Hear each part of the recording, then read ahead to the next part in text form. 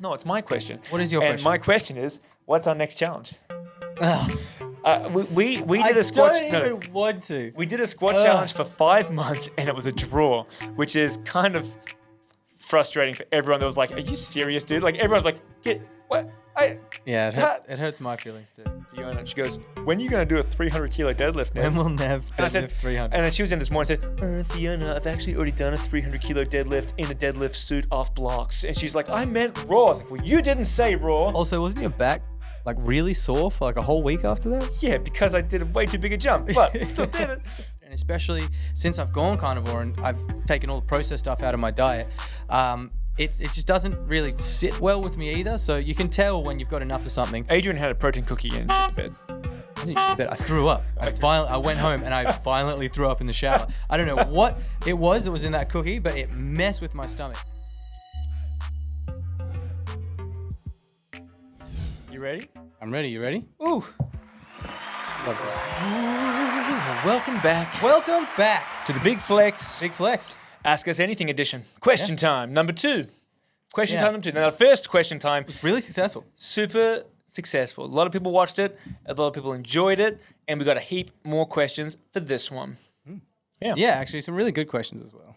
Yeah. Some really good ones. I'm just looking at those now. Yeah. Well, I guess we just start at the top and work our way down. Are we not picking any in particular? These are just the These are the 14, 15. There's 14 questions, and then there's a 15th one, which I'm going to ask at the end. number 12. Come on. Come on. I know. I was like, good for you. We're going to get to that one in a sec. All right. But basically, question 1 comes from Laurie, and it is, how do you keep enthusiasm and motivation with your clients? Adrian, I'll let you take the lead on this one. How do you keep, as in how do we keep our clients motivated, or how do we keep motivated? I think, how do we keep our clients enthused and motivated and wanting to come back and train hard? Just with my charismatic disposition, you know? Yeah. I don't really know. It's just something I've always done. Are you worried that now that you've shaved your beard and mustache, you're going to lose a bunch of clients? No. Because you look so different, and I don't know if I like it. I feel like I'm just hitting a whole new demographic. I look 10 years younger. Yeah. I can appeal to the kids, you know, get in with the youngins. I feel gross now that I said that, actually. Yeah. Let's take that back. Sounds terrible. I feel good. I actually feel great. Felt a bit weird having a beard just because I had to constantly upkeep it. Now I just wake up ready to go. Feel good. Feel fresh. Nice. Feel nice. But motivation with my clients. How do you keep enthusiasm and motivation with your clients? Something that I was taught really, really early on, and I was taught kind of harshly, right away, don't talk about yourself. It's all about the client. It's all about them. And so that's something that I started off doing from the very beginning, just focusing intensely on people. And it's something that's just been a practice. And I had to work on that like anything else. And so it's just become a bit of second nature now. When people come and train with me, that's what they're here for. They're here for the motivation and for the enthusiasm. So that's just what I do as part of my training. It's almost half as much about the training as it is about just keeping them interested in what they're doing. And it's just kind of part of how I coach. Really, it's I don't know how I do it necessarily.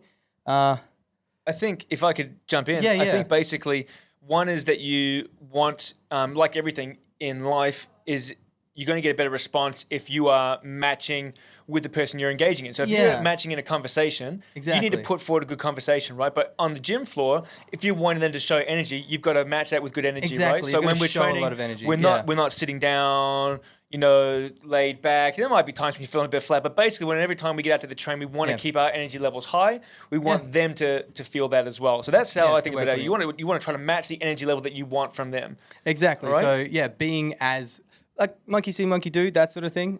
Being as energetic and being as motivated and being as upbeat as you want your clients to be. It's kind of hard to do sometimes as well. Sometimes at the end of a long day, I'm pretty drained of just constantly giving everyone everything and just being on a high and then getting home and relaxing. But it's I think it's really important, actually, now that you say trying to match other people, not being on your phone, not slouching, relaxing, anything like that. It's something that you see a lot of in the fitness industry. Lazy trainers. Not good. And like I said, when I first started actually at Renoff, Adzi was pretty hard. It's one of my first boss. He was a hard ass, and it was good because I don't like having my phone on the gym floor. Always give the people who are training with me the time that they deserve, the time they're paying for, you know? Exactly. And the motivation comes as part of that. It's a package deal. And I think, so I think that's really good for the enthusiasm. And the motivation, I think, is important to have goals, right? And make your clients set goals. That's why I have a goal board around the corner, is that if you come in here and you don't set any goals, motivation will probably eventually dwindle. So by having them have a goal, that's really important. I had that conversation with a client of mine earlier this morning, actually, Tito. He was, we were talking about training and goals and whatnot, and I've just written him a program with a bunch of other client programs leading up to the States in May. And since I wrote him that program and showed it to him, he told me himself, he's like, I'm so much more motivated now that I have a deadline and a goal to actually work towards. Yeah, of course. Yeah. Of course. So I think that's really important. Basically, one, matching the energy levels that you want to see, and two is by having goals set, because then you have something to actually achieve. What? Okay, can I ask a question? Can I ask my question for today? All right. What motivates you? Well, so I've thought about this before as well. Why do I come in here and do what I do to myself? Why do you train? Why do I train? Yeah. Why do you push yourself so goddamn hard, Nevin? I think it just... Where does it come from? I don't know. It's a good question, Adrian. I think it depends on what you're training for as well, really. Because my training style will depend on what I'm training for. What I'm doing depends on what I'm training for. But why do you train so hard? But it's not 100% all the time, because if I don't have something that I'm training for specifically, I might just go and do some things that are a bit fun. Like I won't be killing myself in the gym. So why I train, let's say I have a goal set and I want to achieve it and I train really hard for it, is because I like competition. Yeah. I don't like competing for the sake of competing. I like competing to win. Yeah. And so people say, no, it's all fun at the end of the day. It's not fun. Yeah. Don't care about having fun. Right? The fun is at the end when you're victorious, right? And that's the same with everything. It's like when I go down to rugby training, I have fun. When I used to play rugby, I'd have fun in that competitive setting. But you know, when it comes to full contact drills, I'm trying to lay out my teammates. And they're like, dude, why are you going so hard? It's like, because if I don't go hard now, I'm not going to be going as hard when it comes down to crunch time in the middle of a game, right? Like, you have to go hard. Steel sharpens steel, sir. And you got to go hard. And I don't want to play a game for 80 minutes on the weekend and get beat up and then lose by 2 points. That's not fun. And people say, oh, I had a good time. Well, those people are weird to me. I don't have a good time when I'm losing. I'm a terrible loser, and I play to win. As in the words of Will Ferrell and the other guys, Gator don't take no. I play for keeps. So what you're saying is you want to be the very best, like no one ever was. What do you mean, like no one ever was? Come on, man! It's Pokemon. It's the Pokemon song. It's the opening theme. Boo, Nevin! I wish I had my soundboard up. Boo. Yeah. Boo. All right, good. I actually, thought about this a lot. Don't know. Just need to. Just need to? Just need to push. Need to beat people. Something about beating other people.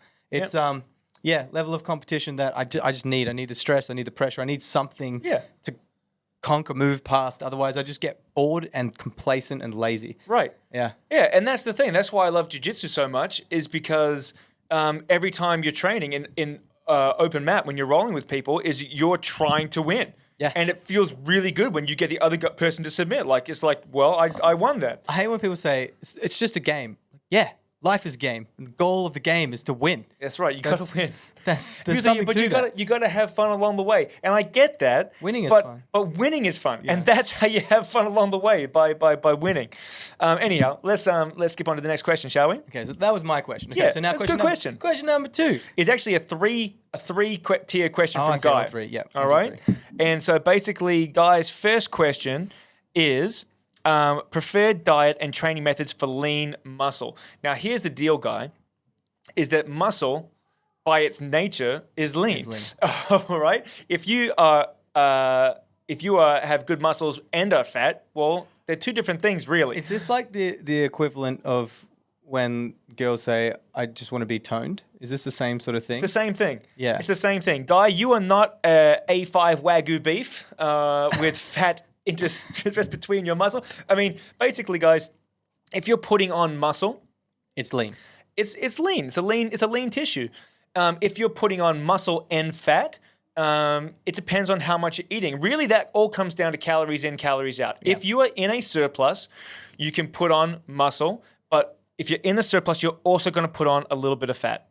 Right? Now, if you're not in a gigantic surplus and you're having a good amount of protein and you're training hard, you're going to put on a much higher percentage of muscle compared to fat. So when you say preferred diet, I don't think the diet part or like what style, whether you eat like normal or keto or carnivore or whatever, you can do it with any type of diet. It's just how you organize your macros, basically. If you're only putting on muscle, it's just because you've got your macros perfectly distributed. Yeah. Right.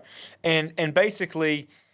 I guess to answer your question, what's my preferred method is, and this is interesting, and this is actually a second question later on. I think Gavin asked about different diets and macros.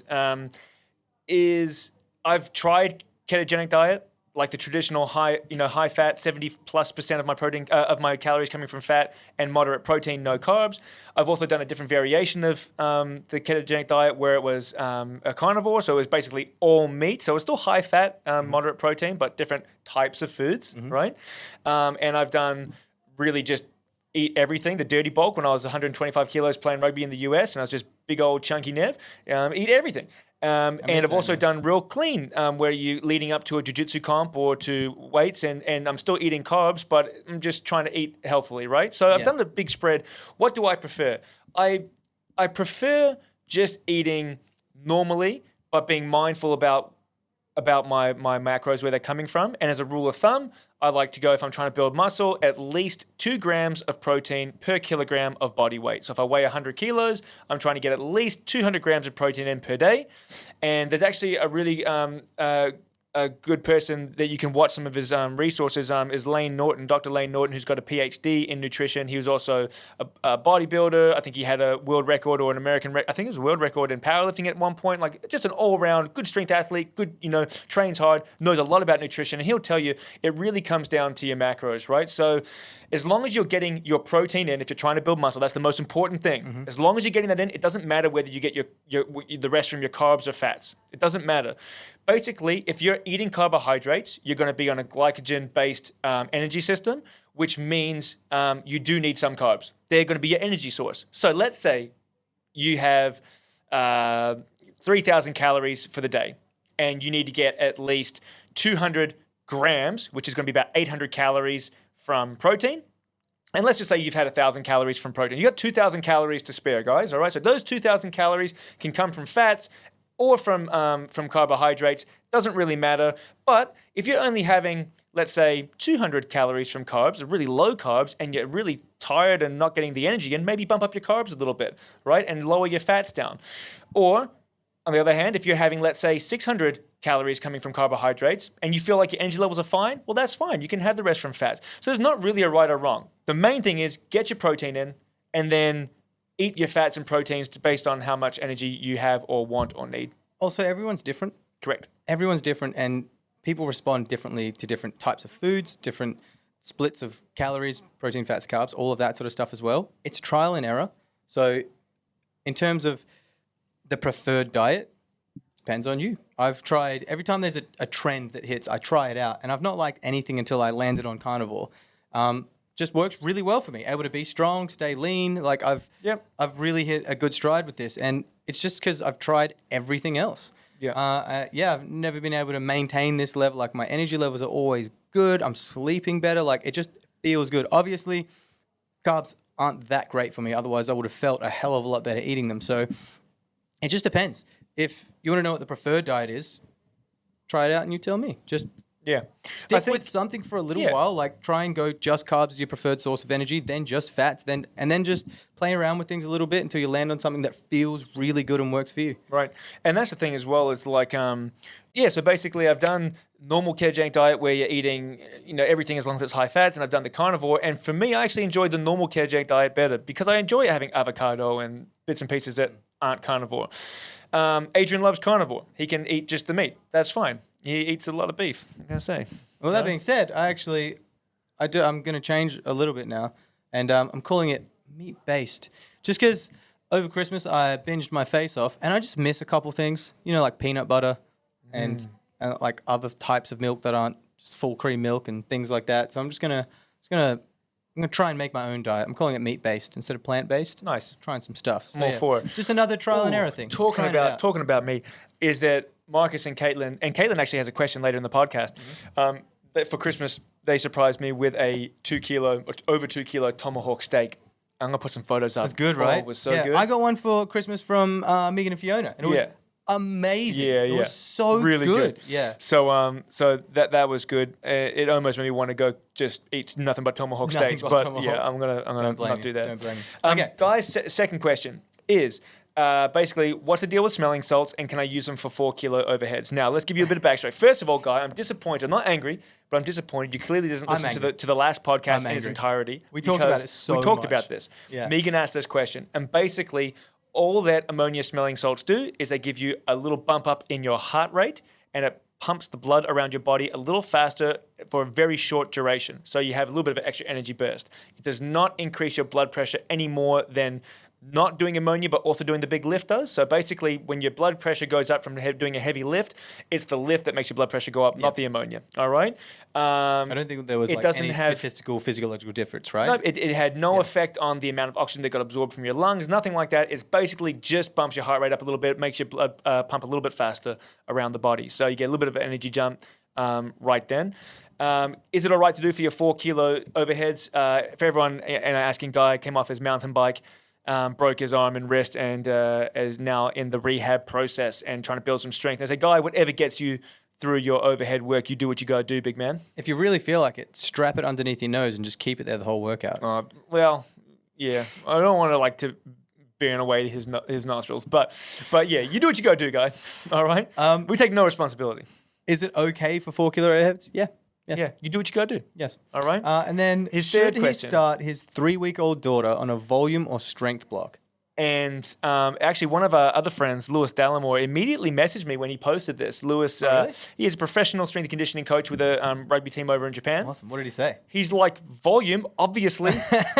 And the reason why is because accumulation before intensification. Basically, if you want to get big and strong, you got to put the work in, do the volume, build the muscle first, and then get it stronger. So obviously the right choice, Guy, is volume for your 3-week-old little baby girl. And you know what? Regardless of how old your baby girl is or whoever it's always volume first. Always. Yep. What should I do first? Strength of always volume. Every time.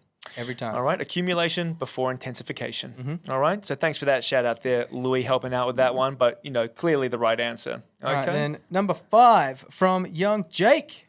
The difference between strength and power. And I'm quite sure he asked this but he asked this in the last podcast, and I'm pretty sure I gave him the same answer. I said, now, Jake, you got to hang tight. We are going to do a whole series just on strength, power, work, everything like that. I'm going to give you a small breakdown right now. When you're talking about strength, you are basically talking about max force output, okay? Force is mass times acceleration. So mass is the weight of the bar you're lifting times the acceleration that you're able to get it away from you, right? Now, here's the thing. You do not need to push the bar quick to have high force because it's very much dependent on how heavy the bar is, right? So max strength equates very well with peak or max force, right? Power is all to do with speed. It's basically work divided by time, okay? So basically work in the instance of lifting weights would be pushing the bar from your chest to the top of the lockout. That would be a work. Work is force times distance. So force in Newton meters, you could just say basically it's the mass of the bar, right? Yep. By how far you press it is work, all right? And then power is that work divided by time. Mm-hmm. So if Adrian and I can both, let's just say, bench press 300 kilos, okay, easy, bench press 300, and we can both bench 300, well, we both basically are equally as strong as each other, all right? And our force is going to be pretty similar. However, if I can do it in 1 second and Adrian takes 2 seconds, I am significantly more powerful than Adrian. So that's the main difference between force and power. All right. Now we will How would you simplify that? Let's make it as simple as possible. Strength is about just how much weight moves. It doesn't really matter. Strength is all about peak force. Is getting the amount of energy needed to move weight from one point to another. It doesn't really matter how fast it goes. And then power would be the most amount of weight that you can move the fastest? No, there's a curve to it, so it's not the most weight, because at a certain point you keep going heavier, it's going to get slower, right? Exactly. So you have a curve, but so basically, is that what you mean? Like the most amount you can move the fastest, like the peak power. Yes, the most peak like, power powerful would be more weight but fast. Basically saying as weight increases, speed will decrease, and where they intersect is basically going to be your peak power. All right. Yeah. So we'll explain it all with graphs. Yeah. Graphs are cool. So there will be an episode just on force, power, and work and everything like that. And the reason why different attributes are important in different sports. Well, for example, in powerlifting, and this is where it gets confusing, Jake, because I know you're into powerlifting. Force is more important, because it doesn't matter how you could bench press or squat super slow, but as long as it gets there, it gets there. So obviously, it's good to have good power. All right, that's why you train dynamic days and explosive days, because they do still go hand in hand. But force is more important. About, like Olympic lifting. But Olympic lifting, weightlifting, which is what you see in the Olympics, or people call it Olympic lifting, it's technically called weightlifting. That's more power based, because you need to get that bar moving fast enough, and you need to get your body under it so it's moving the least amount of distance possible, right? So there's more power involved in weightlifting or Olympic lifting, and there's more peak force involved in powerlifting. But they do go hand in hand. It's a good question, and we will elaborate more in a future podcast for you. Okay? What's the next question? Number 6, Claire. This one is a loaded question. I'm going to take the first one, and you can add to it as well, and I'll give you the second question. She actually has 2 questions. So basically, her first question is, how do the monthly female hormone fluctuations affect strength training? Do you want to start off with this one? Or do you want me to I'll start off with this one. And I actually don't know a lot of the science on this, but I could just give like anecdotally like how my clients in the past have been affected by it, or do we want to go strictly scientific? Well, we can do a little bit of both. I'll try to start it scientifically, right? So it's a loaded question. Full disclosure, guys, I'm actually not an endocrinologist, so I don't know everything about hormones, okay? But there's a few things that are well documented when it comes to like female hormone cycles, and we can just call it the menstruation cycle, because that's basically what we're talking about. Is that one, there's going to be different amounts of water retention during that cycle, so you will see weight fluctuations, okay? In terms of performance and how it affects performance, there was actually some pretty interesting articles. I did a bit of scholar searching last night. Basically, there's a few different things. One was looking at contraceptive pills versus people that were just doing it naturally with no contraceptive pills, right? To basically regulate their hormones. And what they found was that the people that actually went through the full cycle without anything like, trying to regulate it, actually performed a little bit better. And they had a pretty decent sample size looking at state, national, international level female athletes. Cool. For athleting in what, Nev? It was a variety of sports. Yeah? It was a variety of sports. Okay, cool. But basically, the people that naturally went through with their cycle, they performed marginally better than the people that used a contraceptive pill. Okay. But that's the first thing, right? So first thing was contraceptive pill, if anything, maybe slightly hindered performance. Okay.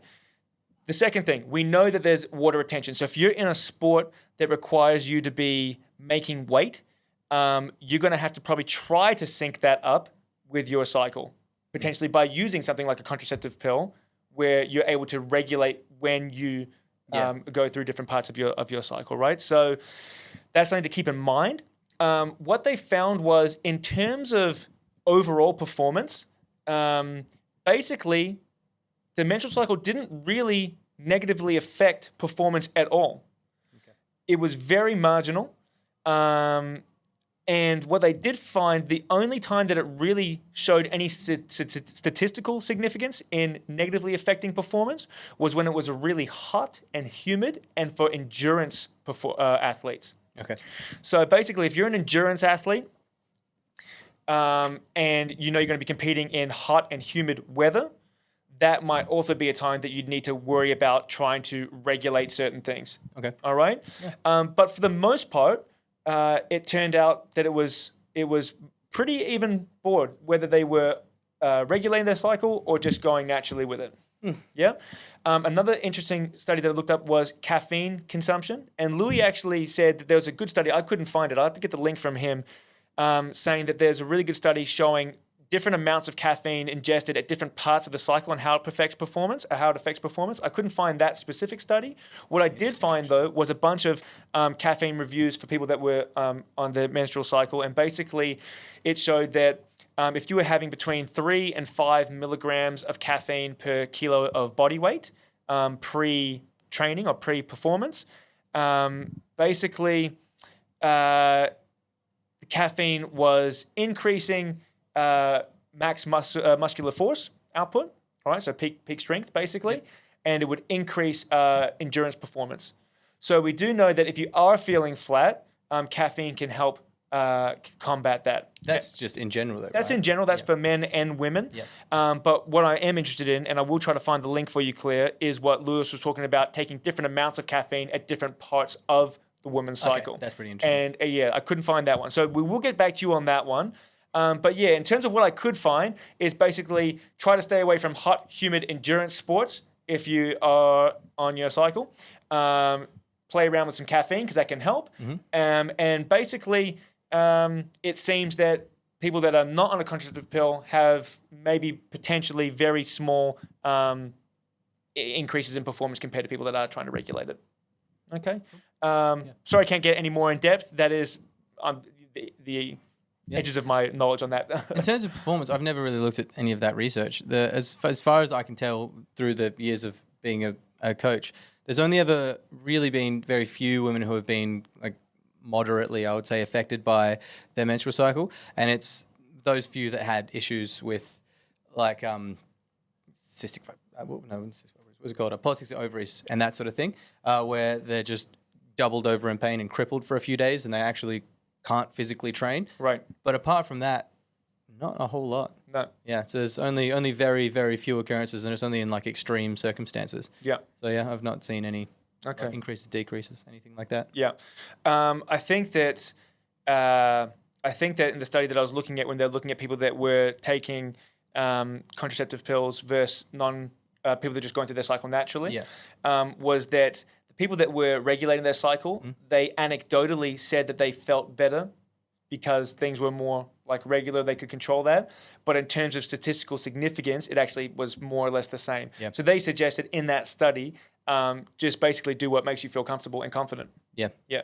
Okay. Yeah. Cool. All right. That's a really interesting one, actually. It is. It's a good question. And it made me do a little bit of digging because I really don't know like the full extent of performance. And it looks like there's not a huge amount of research on there. There's definitely research. It's trying to find the good ones. So yeah, we'll keep digging on that one for you, Claire. Cool. And the next one I'm definitely going to handball to you. It's Claire again saying, I'm going to ask her as well, but you first, is what is the best lower body and the best upper body mobility exercise? Mobility and warm-up or just mobility? Stretches and mobility exercises. Well, that kind of depends. For what? It depends on what the purpose is. So maybe go with the ones that you think maybe your favorite, and then maybe ones that you see people getting the most benefit from common issues that you see. Upper body, I would say something as simple as a dislocate with a broomstick. That's like 95% of the population has bad posture just because we're a product of our environment and constantly rounding, using your phones, eating, driving, everything. So something like dislocates, being able to just stretch and open up all of the tight muscles that run through your shoulders, is incredibly effective and can help any person on the planet in some way. It's just kind of one size fits all mobility exercise for your upper body. So that's a good one. Or just passive hangs. A really, really good way for people with injuries, without injuries, who are just tight, just not tight, need a bit of a warm up. There's a lot of muscles that run through your shoulder joint, and a passive hang is a really good way to stretch under a little bit of tension, stretch everything all at once, which is also really, really handy. It's also a really good decompression exercise for neck, spine, that sort of thing in general. So passive hangs and dislocates, I'd say, if we're just looking at checking all the boxes, those two I'd say are hands down the best upper body. Lower body gets way more specific. I would say probably like the kettlebell squat pull that I do, that kind of touches all the bases as well. Focuses on ankle mobility quite a bit, lower back, hamstrings, hip flexors, like little bit of everything. So I'd say that's probably the best mobility exercise you could get for your lower body. It does just a little bit of everything. Well, I'm going to double down with your passive hangs, and although I know it's great for shoulder, I use it for the back decompression, the traction to the back. So I love a passive hang. I guess the side effect would be my shoulders getting a bit of a stretch, but I love it for my spine traction, just lengthening out through the torso. Lower body, I love a good low squat hold, just because in terms of being specific to a movement, and we're doing a lot of squatting, I got really good benefit from that. Just getting down nice and deep into a squat and just holding that position. So they're two that I really enjoy. But there's not really going to be a best. It's going to be depending on the person, right? It depends, not even on the person. It depends on why you're doing it and what you want it for. Like you can target very specific things for very specific reasons. So it just depends. Like, are you trying to make your squat deeper? Are you training for the splits? Do you have shoulder pain? Like, there's lots of reasons to do lots of different exercises. So it really just depends on specifically what you're working for. Yeah. Next question is from Gavin, and he basically says, can you advise on your experiences with macro ratios on your diets? And again, this ties back into Guy's question earlier.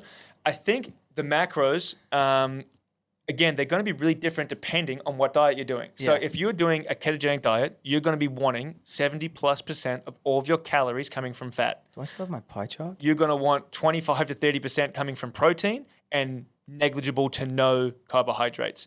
If you're on a ketogenic diet, that seems pretty optimal. And the reason why they say you got to have high fats, moderate to low protein, is because if you have too much protein, Gavin, what happens is your body goes into gluconeogenesis, which basically means your body converts protein into carbohydrates. So you're having really high fat, but you're also on a glycogen energy system. So it sort of defeats the purpose of being ketogenic. So you want to be on 70+% of your calories coming from fats.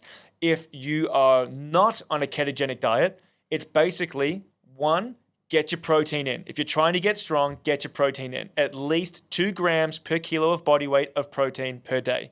Right? Now, you'll have studies that will say, as long as you're 1.5 or 1.6 grams, you're not going to be protein deficient. We don't care about being protein deficient. We want to be optimal, and that's going to be 2+ grams. Now, you'll see some studies that would go all the way up to 2.2, 2.4 grams. I think as long as you're getting at least 2 grams in per kilo of body mass per day, you're getting your protein requirements in to build some good muscle. And then all the rest of your calories and macros can come from either carbs or fats. Doesn't matter. It just depends on how you're feeling you're recovering and how you feel like your energy levels are. I had a really good pie chart. I don't have it anymore on my phone of when I changed to carnivore.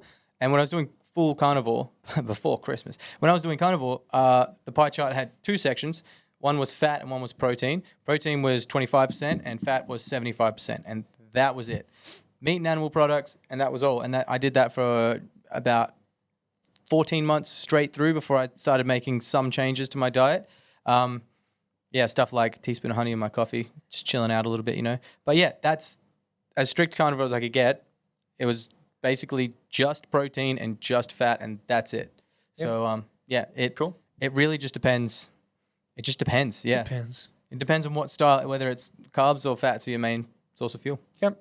Caitlin, one of my junior athletes, and she asked me, are supplements useful for junior athletes, like creatine, for example?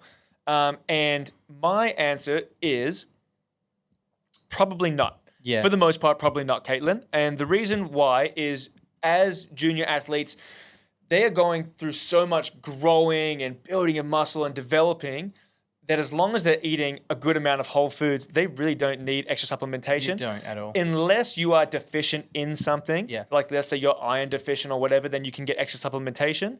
In terms of like performance supplements, sort of like creatine or protein powders, you're at the level where as long as you're eating a nice, well-rounded diet and you're getting good whole foods in, plenty of veggies and fruits, you're getting all the minerals and vitamins and proteins. You're not going to be deficient in anything as long as you're eating a well-rounded diet. It'll just be wasted. That's right. And basically, there are things that you can consider, I think, as people get a little bit older, and let's say their diet is perfect and they've been training for 10 years and, they want to really optimize for this and that. Yeah, you can creep in maybe some creatine here or some protein there. But the problem is you're talking about maybe a 0.25% performance here, a 0.5% performance there. And at your age, For people that are in their teens and early teens, just eat a well-rounded, healthy diet. You're going to get nothing beats a healthy diet. That's right. And this goes not just for teenagers, kids, generally adults. And I'm sorry for anyone that we know who was listening to this who was selling supplements, but for the most part, most supplements are a waste of time if you have a healthy diet. You can get everything that you need from a healthy, well-rounded diet. Yep. If you're deficient or if your diet is lacking, absolutely you can get a lot out of it. But you don't really need it if you're eating well enough. And especially being a lot younger, you're recovering a lot faster.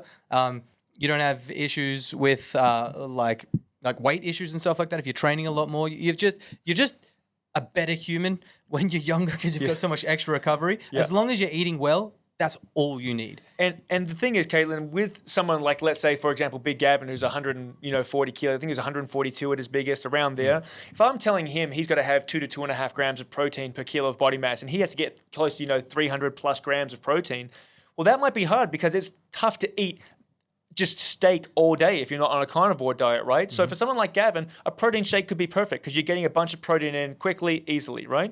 But again, whole food supplements should only supplement a well-rounded diet, exactly, right? Unless you're deficient in something. And that means you probably don't have a well-rounded diet if you're deficient in something. Sometimes genetic, but for the most part. Eat good, all your whole foods. Yeah. Fruit, veggies, get some steak on your plate. I think that's a good way to wrap it up. Pork on the fork, and that's good to go. The answer is in the question. There's supplements. Yep. If you're lacking, supplement your diet. If you're not, don't worry about it. But I think in terms of you're going to get far more out of optimizing your performance by just training and eating and sleeping well at that age, as opposed to trying to take creatine or something like that. Yeah, I've actually stopped taking supplements. The only reason why I was taking any supplements during the squat challenge was because I had some BCAAs. It's like a protein shake. It just has caffeine with it as well. It was just a bunch of coffee to get me buzzing for heavy squats, which was every single session. But I actually don't get much out of it. Don't like pre-workout. I haven't had protein shake for a couple of years. I don't really like creatine. I don't like any of the supplements. They don't make me feel very good. And especially since I've gone carnivore and I've taken all the processed stuff out of my diet, it just doesn't really sit well with me either. So you can tell when you've got enough of something. Adrian had a protein cookie and shit to bed. I didn't shit the bed. I threw up. I went home and I violently threw up in the shower. I don't know what it was that was in that cookie, but it messed with my stomach. I haven't had anything out of a wrapper or plastic bag or anything for a really long time. And then when I started having some processed foods, it really messed with me. I had just too much white bread one day and my neck hurt. It was weird. It messed with my stomach. It messed with my body. You can feel it a little more when just doing the carnivore thing for a while. Everything's just a lot cleaner, but I've tried a lot of supplements as well, and they don't really seem to do a whole lot anyway. All right. So the next question number 10, is from Kobe. What do you consider when selecting sexercises for someone's program? That was a typo. It's just exercises, guys. How it's just dare you, Kobe? Exercises. Yeah, when selecting exercises for someone's program. Ooh. Take it away, Nev. All right. Squat, push, pull, hinge, overhead. Yeah. All right. That is the key to a well-rounded protein. Wait, say again. Squat. Yeah. Push. Yeah. So like a bench press. Yeah. Okay. Some of them have overlap. Yeah. Pull. Yeah. Like a row of some sort. Okay. Yeah. I'm with you. Hinge, like a deadlift or an RDL, right? And overhead. All right. Cool. If you do those 5 exercises, you're giving yourself a well-rounded program. Yep. Okay. So if someone walks in off the street and says, "I want to train," great. And we start up a program, we're going to make sure we get those 5 big exercises in. All right. Now, obviously, depends on how many times a week they're training, what level of athlete they are, what level of person, their experience in the gym. You might have them doing just full body 2 or 3 times a week. You might have them doing a 4-day split, 2 upper, 2 lower, right? So you can change these around, and we actually talk about reps and sets later on in this. There's a question from young Harry. But basically, those 5 exercise types are really important. So as long as you can do that, you're more or less going to get a well-rounded training block in. Then, if I'm programming for someone, I'm looking at where they're lacking, where they're deficient. So for example, when Big Gavin was squatting, he had trouble holding his shape during a certain part of the lift, and said, all right, that to me looks like the lower back and the core aren't taking up the slack that they should. we add good mornings into the program, and that helped a lot with the squatting. So really, the first step is, all right, have I got a well-rounded program that covered the big steps of squatting, pushing, pulling, overheads, hinging? Yes, great. Now, where does this person seem to lack? Their elbows are kind of always sore and this and that. Well, maybe we need to build the triceps up a little bit, all right? Or maybe they can't hold their shape right. We need to build a bit of core and lower back strength, right? So that's how I would pick exercises. I'm very, very similar as well. I'd split it up into six different ranges of movement, basically. So there's a lower body pull and a lower body push, overhead pull and an overhead push, and then a horizontal? Yeah. Horizontal push and horizontal pull. So basically one exercise in each of those planes of movement, and that covers all of the bases. That's everything that you need right there. As long as you're working on those, like the fundamentals, I guess, all the isolation stuff can come around that. But yeah, compound moves, focusing on those areas, and that's everything that you need. Nice. Yeah. Next question from Deb. What is the difference between mobility, flexibility, and stretching? It's interesting. Stretching. Flexibility really is just how, like, your passive range of motion, I guess, like how flexible your muscle fibers are, joints, all that sort of stuff.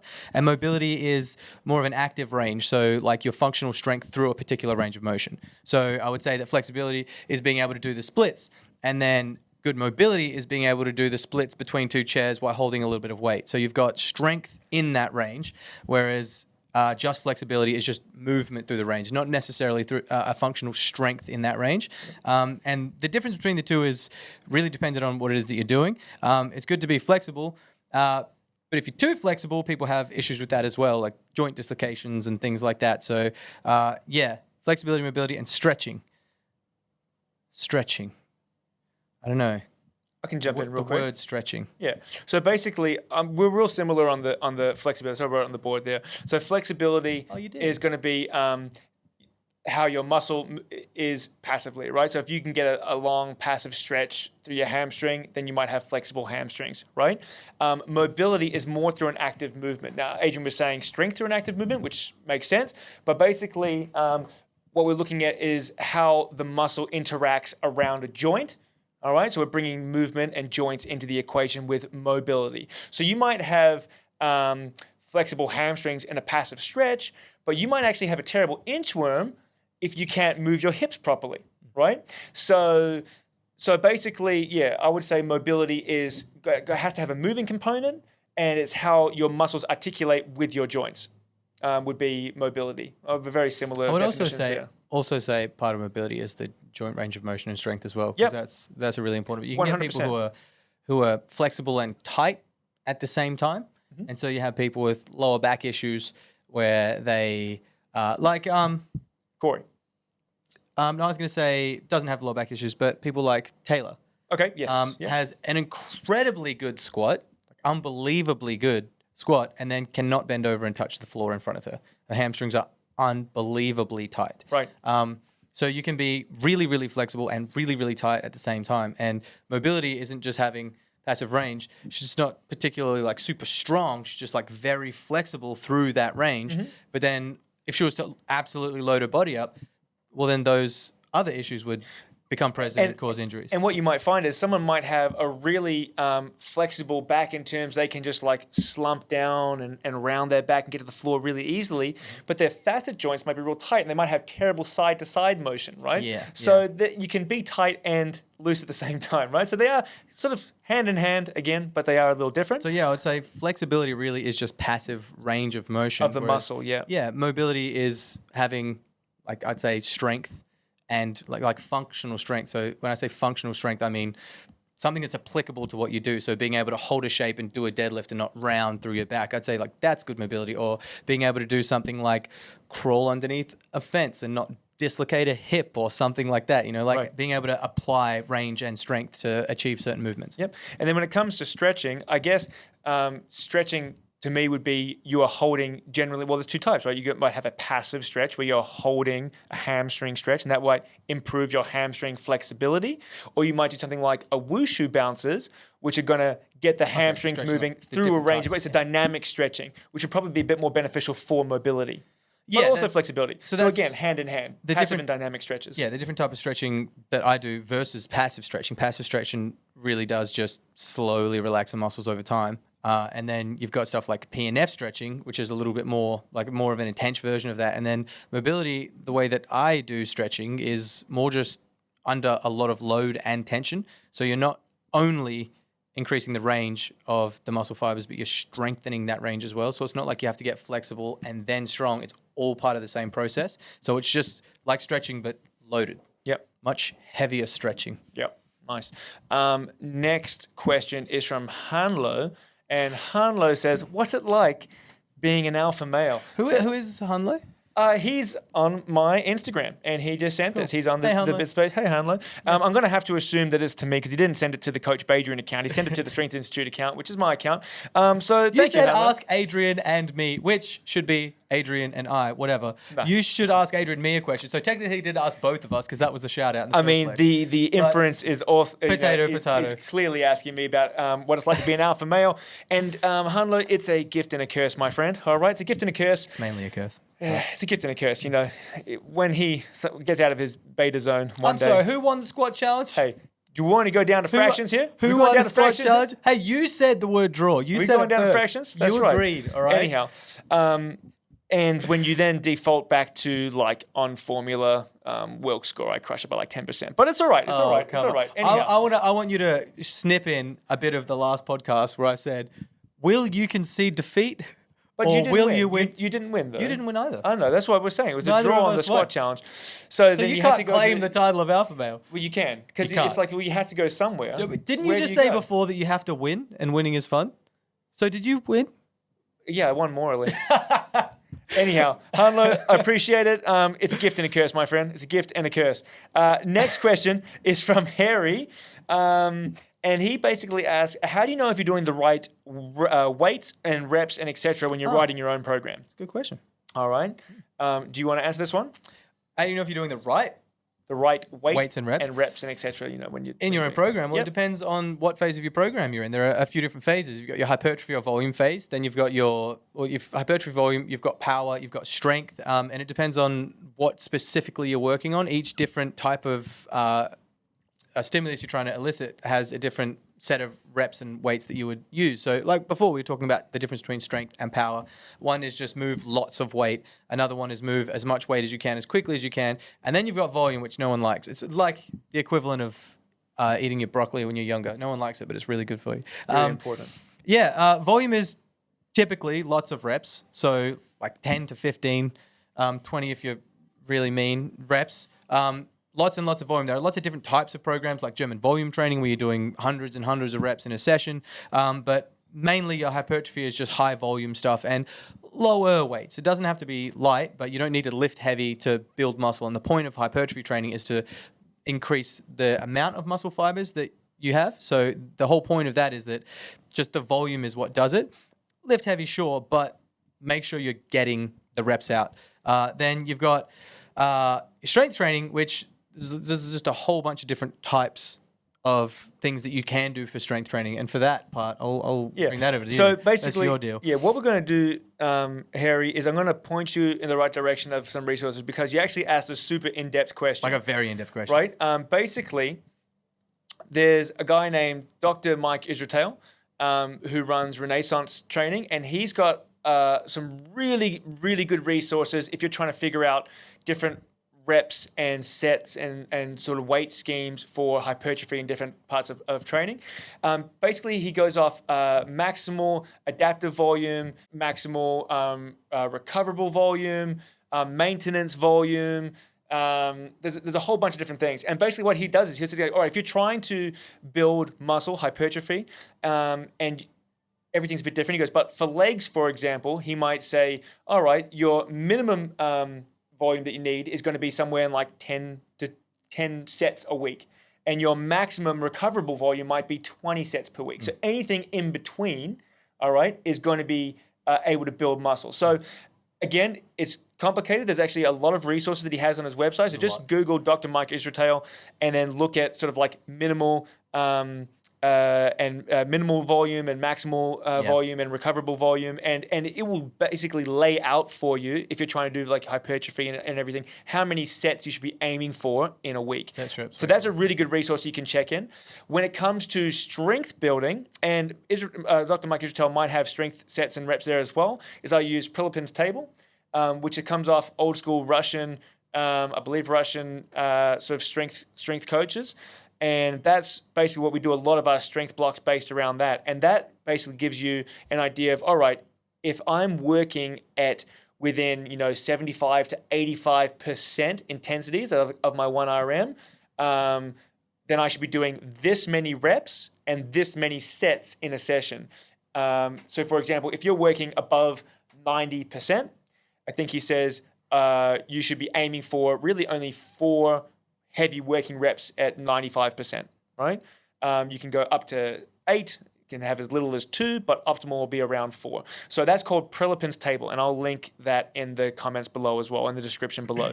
So yeah, 2 really good resources for you there. Unfortunately, it's just too big a question to It's really, really complicated. And everything. But basically, yeah, Dr. Mike Israel's Renaissance training will give you a heap of ideas on how much volume you should be doing, and also Prilepin's table should give you a really good idea on how many reps and sets you should be setting yourself. Yeah. In terms of weight, you want to be making your reps. If you're missing reps all the time, it's too heavy for you. 85% rule. All right, it's too heavy for you. You never go more than that 85%. You always want to have like a rep or 2 reps left in the tank, making sure that you're not failing. If you're failing, you're pushing too hard, the intensity is too high, and you can't keep pushing that high for that long. You'll run out of steam and hit a And then plateau. if you want to dive down a whole new rabbit hole, you can then Google percentage-based, so RPE training, RPE-based training, and that will give you the whole idea about, 1 rep in the tank, or I could get no more reps but maybe more weight, or 1 to 2 reps, and they all correlate with a 1 out of 10 difficulty rating. And that's a whole other way that you can train as well. So there's 3 resources that I'll link for you. Mike Israel's Renaissance training, you got RPE-based training, and you've got Prilepin's table. You're making it so complicated, Nev, all right? I learned this in my PT course, all right? Volume, 10 to 20 reps. No. Power, 6 to 8 reps. How dare you? 1 to 4 reps. Easy. Done. That's it. So let me ask you a question then. If you're doing 4 sets of 10 for your volume block, that's 40 reps. Yeah. All right. What if I do a general strength and I'm doing 6 by 6? That's 36. Is that not volume as well? They taught it to me in my PT course. It has to be right. No. Okay? No. It's unbelievably complicated, and there's so many different people with different types of training as well. So on top of those resources, you'll probably find a whole lot more while you're looking around them as well. A lot of it is trial and error. Like I said, German volume training. Like I tried that out for a while. I've been doing Nevin's programming for a while, and works pretty well. 215 squats, not bad. Lots of other different styles of programming over the years as well, and you'll just respond better to some than others. It's lots and lots of and trial and error. You just got to get stuck in. Yep. See what works best for you. Absolutely. The second last question, or the last client question, comes from Fiona. She goes, when are you going to do a 300 kilo deadlift, Nev? When will Nev deadlift 300? And then she was in this morning and said, Fiona, I've actually already done a 300 kilo deadlift in a deadlift suit off blocks. And she's like, I meant raw. I was like, well, you didn't say raw. Also, wasn't your back like really sore for like a whole week after that? Yeah, because I did a way too big a jump, but still did it. So raw 300, I don't know, Fiona, is it a lifelong goal of mine? I will get it one day. What do you reckon? I reckon go for it for states. I might try for states. Now, here's the deal. It depends on what my weight is going to be for states. If I decide to compete in the 90 kilo class, I will not be going for it. If I decide to compete in the 100 kilo class, triple body weight, maybe. I would like to say 2021, Fiona, is the year of the 300 deadlift for me. It's going to happen this year. You should just change everything like we did for the squat challenge, and you saw how that went up. Screw all the other lifts. Focus mainly on deadlifts, and deadlift 500 kilos. Yeah. Don't let your dreams be dreams, Nevin. I will get, you know what, Fiona? Hold this to me now. You can think of a punishment, but I will get a 300 kilo deadlift in 2021. Awesome. All right? I'm putting it out there. Hold me accountable. Okay, all right. So the final question is blank, which worries me. No, it's my question. What is your question? And my question is, what's our next challenge? We did a squat. I don't even want to. We did a squat challenge for 5 months, and it was a draw, which is kind of frustrating for everyone that was like, are you serious, dude? Like, everyone's like, it hurts my feelings too. So I've got a couple ideas. Yes. One, first of all, we got a great idea. One of my friends in the US, Christine, sent me, and she actually is the one that recommended the Big Flex be the name of the podcast. So she's got some good ideas. Awesome. Shout out to Christine, all the way over in Wisconsin, USA. She said what you can do is you could just do like different fitness tests or different tests that people do. And so it's not so much competing maybe against each other, but can you both pass it? So for example, in the US, they have something called the presidential fitness test, which they all do in school. It's basically like a 1 mile run. It's like a 1.6K run. It's as many chin-ups as you can go unbroken, as many push-ups as you can go unbroken, as many sit-ups as you can do in 1 minute. And it's like a 30-yard there and back shuttle test. So like that would be called the presidential fitness test. They do it. Everyone does it in school over in the US, right? So we could do something like that. Say, how would we go? We could do something like the police academy test. Like we've been doing those tests for people that have been... test was way too easy. We would both smash that. Right, but what I'm saying is we could then say, all right, if there's 5 things, who wins the most things? Like a decathlon. Right. If in the police academy test here, there's a beep test, there's an agility test, there's a grip strength test, then there's like 3 just pass ones, like can you do proper push-ups, sit-ups, and can you do a sandbag carry? So, all right, so as long as we can do those 3, that leaves 3 things that you can win. Who runs the faster shuttle, who runs the better beep test, and who has the better grip strength. So whoever wins 2 out of 3 things. I've got to tell you, anything that involves running, I'm not into. Well, you're an agile dude. What I'm saying is these are examples of things that we could do. If you're listening and you'd like to see us do some sort of test like this, it could be a firefighter entry test, a police entry test, a military entry test. Some sort of ridiculous SAS thing, something crazy. Anything like that. And then we could jump in and do something like that. And it might not necessarily be who's going to win, but can we both complete it, for example? Right? Yeah. So I think it'd be better if it was a series of different types of tests. Right. Like some things you'd win at, some things I'd win at, that sort of deal. That would be pretty interesting. So that's something that we could do. The other thing that I was thinking was we both committed to doing GPC states. So assuming registrations open, I think it's the 1st of February. So we're going to be switched on and getting our tickets. That's everyone who I have told this week to get onto GPC and buy yourself a membership. Do it. Yeah. Buy yourself a membership because tickets will go live soon and they will sell out quickly. I believe it's the 1st or 2nd of February and they will sell out. If we both get tickets to that, we could say, all right, the next challenge is who has the best formula on the day. Because remember, it's a 3 lift. It's not just squats. It's squats, bench, and deadlift. How does formula work? So basically, and this is what I've been saying all along, that strength is absolute, not relative, is because it's already very statistically evident that a lighter body weight is always advantaged in a straight weight to strength contest. Mm-hmm. That's why in powerlifting, when they're trying to figure out who the best lifter on the day was, all of their totals, so the combination of their squat, bench, and dead, you get a total, go into a formula which flattens out that curve. So it basically makes it a relative strength competition. In powerlifting, you win by getting the biggest total in your weight class. Yeah. We're not in the same weight class. Okay. So we can't compete against that. All right. So you compete against all the guys that are 75 or 82 and a half, whatever weight class you go in. I compete against all the guys that are 90 or 100, whatever weight class I go in, right? But then to compare how we went and how everyone went against each other, they go into the Glassbrenner score. And that gives you who the best lifter on the day was. It gives you a rank. All right. I mean, that's how powerlifting is done. You have the winner of the division, and then you have the overall winners. It's done on Glassbrenner. So it doesn't really matter how much we weigh in on the day? It matters how much you weigh in on weigh-in day, which is 24 hours. Yeah. But I mean, going by that, I could just go up to 85 and lift heavier and it would still be. Yeah, of course. Okay, so it's not as strict on weight as we have been for this challenge. No, not at all. This is why it's good. Like if you want to go to 80, if you want to go to 82.5 kilos, you can go to 82.5 kilos. And if you put on 6 kilos of muscle and squat an extra 25, 30 kilos, your Glassbrenner score goes up as well. Exactly. It's beneficial if you increase your body weight and your squat. What I plan on doing. Well, there you go. All right, then I'm in. You're in? Yeah. Biggest Glassbrenner score? Well, I mean, this squat challenge highlighted how strong I am at this point in my life. I've never been this strong before. I got to ride it. I got to ride it all the way. We're riding the wave. So I was planning on getting all the way into states. Yeah. Also, I kind of talked myself into a corner with all my clients, making them agree to do states, and now I can't back down. So I have to do it anyway. So I'm in. I'm all the way in. Nice one. Much to my dismay, I'm all the way in. And just because I like the first time I've really gone all in on strength and conditioning, I usually do a lot of other skills. I'm just going to double down on that for a little while. Do a few bits and pieces here and there, but then, I'd like to see how strong I can get by May this year. And then after that, I'm just going to I don't know, like rest my back. I'm down. For a bit. Perfect. Yeah. Alrighty, so there you go, guys. We've answered 15 questions.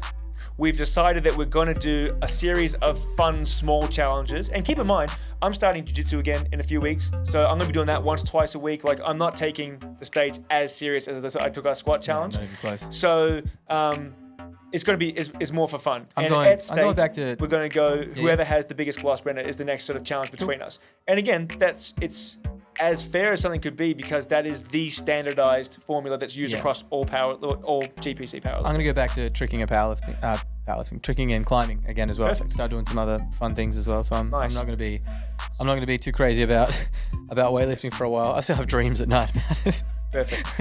Alrighty, guys. Well, thank you all for your questions. Hope you enjoyed this podcast. If you haven't done so already, please like and subscribe to the YouTube channel. We are up to 138 subscribers. I know, that popped up really quick. That was awesome. Very exciting. Also, if you have any more questions, we really like doing these question and answer podcasts. So if you have any more questions that you wish we'd answered, or you've got more questions about the questions today, just let us know in the comments and we'll put them into the next one. Nice. And also, if you have a better idea than biggest Glossbrenner score at States, let us know. We're happy to leave that open as well. I think as for right now, that could be the goal. But if someone comes up with a great idea, I'm happy to jump ship if you're happy as well. I mean, I'm happy to just get fat and squat. That seems like it's going to work for me. I'm in. Sounds good to me. Yeah. All right. Also, Happy New Year. Happy New Year, everybody. Happy New Year. Yeah. Yay. Have a great night. Be See you safe. guys. And we'll see you next year. Adios.